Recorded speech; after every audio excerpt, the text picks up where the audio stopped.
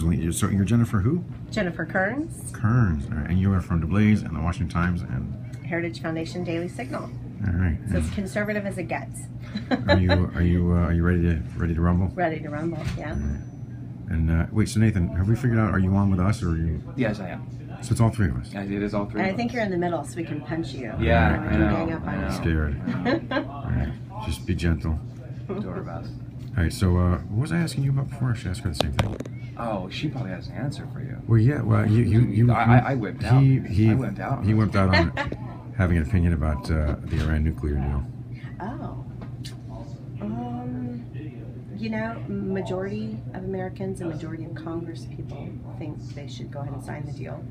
They are of the Susan Rice diplomacy where they think a bad deal is better than no deal. So it'll be interesting to see what happens there. But what do you think? You were withholding judgment till you I get to the haven't deal? taken a position on that. I've been knee deep in the gay marriage stuff. I was a spokesperson for Prop 8. Oh, really? So all of Okay. this Indiana stuff. Knee deep in the gay marriage stuff. I like the way you think. by the way. Yeah, That's good. seriously. There's a headline right there. So wait, what's your deal on that? Are you anti or pro or? Yeah, I was a libertarian? communications director and spokesperson for Prop 8 in California, which is the ballot initiative Oh my that God. began all of this. Oh, who's that? The NO? You mean like you were with NOM? Is that right? Well, I wasn't. I was the actual campaign, the official campaign spokesperson. Yeah, NOM was very supportive, as was, the Catholic Church and Mormon Are you Church. from?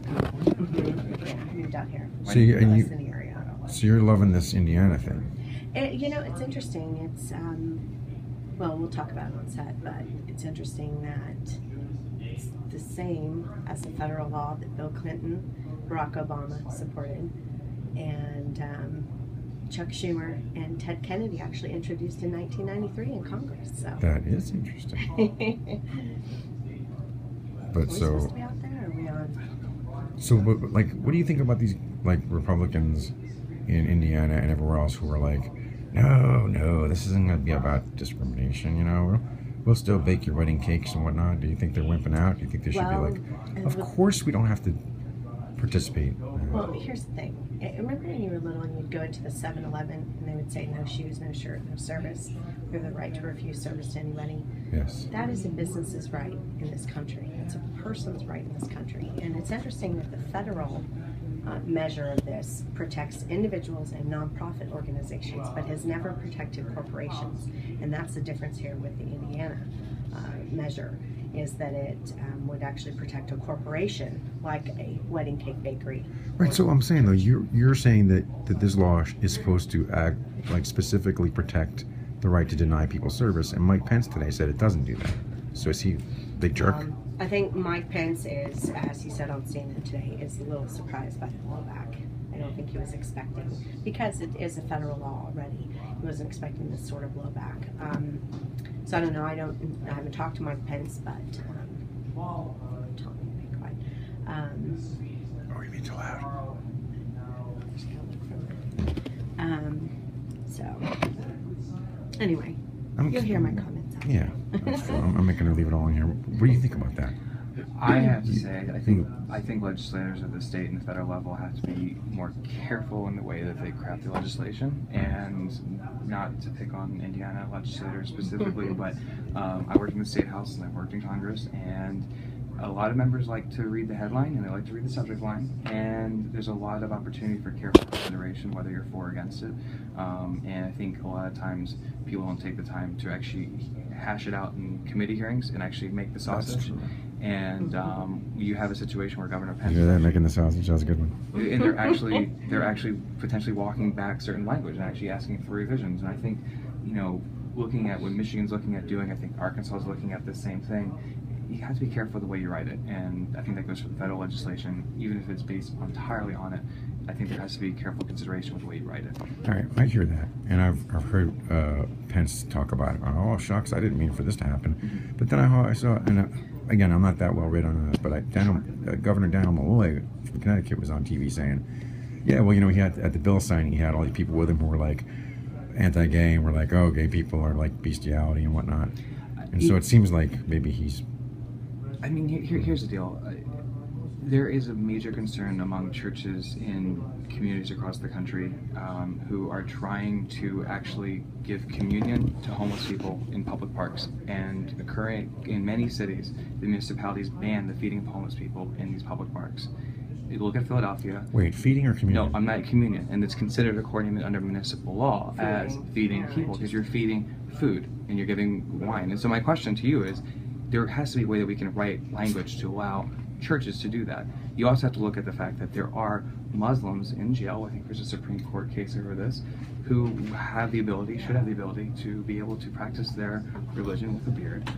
And I think that we should be carefully constructing language to give freedom, religious freedom to those groups. I grew up in Pennsylvania. There's a huge Amish community in Indiana.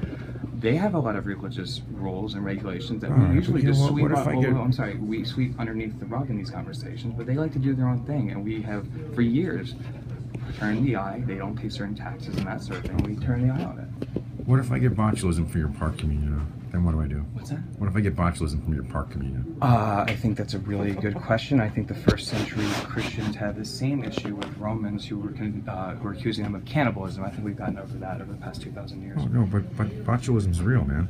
I think that's a kind of a hypothetical, and I don't know what to do in that sort of situation. You're right. All right. Yeah. All right. So now that we've already said all of our good stuff here, we're gonna go out there and be silent. Right. Exactly. Right. Exactly. Thank you for your forbearance. No.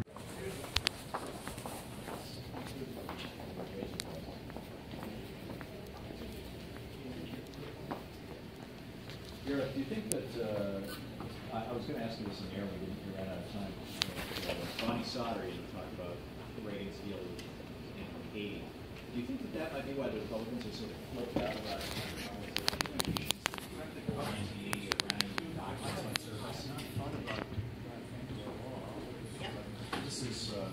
This is what Bonnie Sodder said at the Science Monitor last year. Can I have this? Yeah. Thank you. Check it out. In fact, here's the setup for it. It's a great thought. All right. Interesting. There's another new angle. Yeah, well, it's the only thing I can think of outside of loyalty to Israel and general hysteria that would cause an entire political party to act insane. Who knows? Gareth, thank you. I think you named a pretty good reason right there. Yep, you got it. Good evening.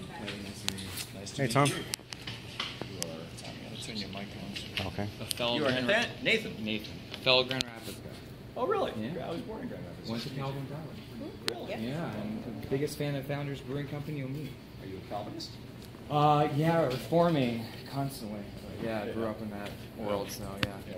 That's the epicenter of it. Yes, it is. Yes, it is. So I've been fleeing the state, Yeah. a little bit away. Yeah, we left Michigan in '78.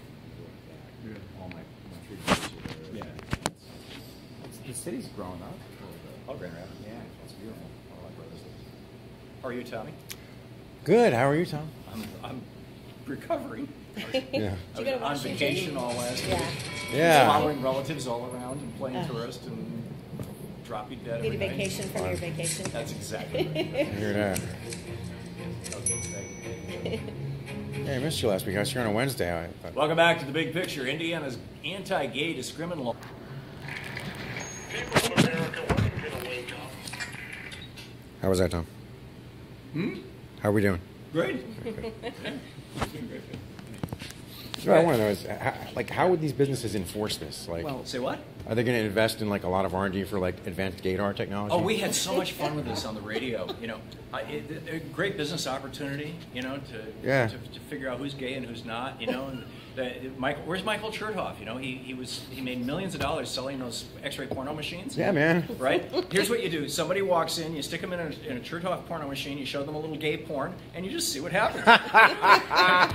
Is this person going to come That's in great. or not? That's great. It Yeah. only works with men, though. Yeah, it might surprise a few of them, Say what? It might surprise a few of them, Well, yeah. That's the problem is that, Really, Senator? according to the real serious science, Yeah. something like 70 to 80% of people men who identify themselves as homophobes will get aroused when they watch gay porn. Yeah, man. Wow. What a shocker, right? Brad Pitt's a good-looking guy. I'm not. All right. That's a different thing. Let's just get real here. All right, come on. All right, Let's but get real. yeah, but that doesn't mean it's going to get you hard, does it? Oh, not there's anything wrong with that. Not that there's anything wrong. Not with there's that. anything We're wrong. off the we're on the air. Aren't we? Yeah, no, we are off there. Okay, we're going to start with TPP here and then go to Oh, fun. Elizabeth Warren for president. Was that you over there laughing when I said fierce? That was you, wasn't it? Well, to be interesting, Rand Paul obviously thinks that the younger people in the Republican Party, who are the people who support gay marriage, are not going to come out in droves and vote. If he does He's it. counting on his Well, older. in the And other, they typically don't. well, and then the other side of that is if he goes any further, then he's really stuck. And he's also has to backtrack things from the 14th Amendment conversations from Rachel Maddow in 2010. So he still has that he has to Yeah. contend with. He's got about a half a dozen skeletons in his closet, not to mention his father. Was his former Yeah. Yeah. Cool. We'll see where it all goes.